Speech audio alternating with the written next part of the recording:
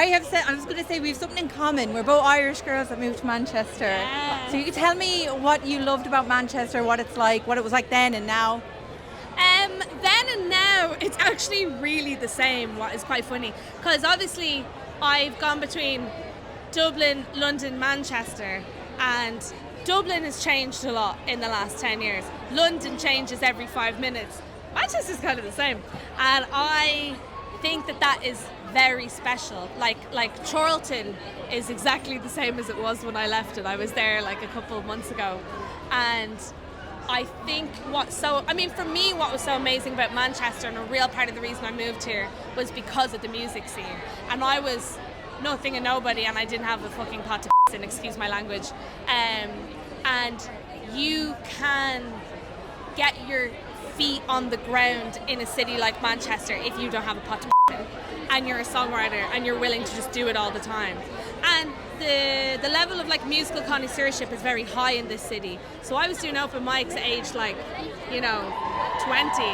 people would tell me I was bad.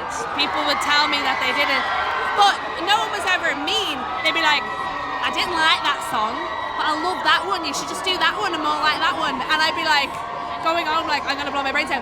But they were right, and people are right, and the open mic community and the kind of songwriter scene here is a lot more fertile and a lot more helpful to younger people because everybody is on a shoestring. It was a really good place for me to come up. I'm really happy that I lived here for as long as I did. The Northerns, they definitely do it different than, in London. It can be a bit more harder, I feel, down there. You kind of have a bit more of a nurture here, even though like a nice but tough love, but nice. I think the difference is, and maybe the problem with London and the music that comes from London, don't kill me, is that there is an emphasis very early on commercialization, because if you're from London and you live there, you're very close to people who do music for a living.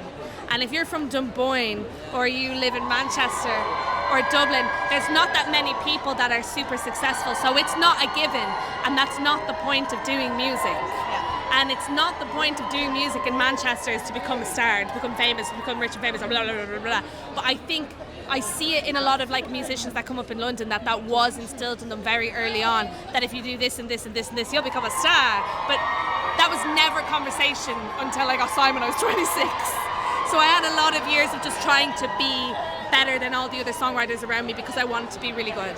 And do you think Manchester is kind of getting its flowers in the last few years? I mean, the Brits is here for the first time ever out of London. I love that the Brits is here. I think it's so important to move to a music city because Manchester is music city. It's like Manchester and Liverpool, I would say, in the UK are like the music cities of this country. So I don't really know why it wasn't here before. It's amazing. I love it. We won't keep you any longer. Thanks no for problem. talking to us. Thank you so much.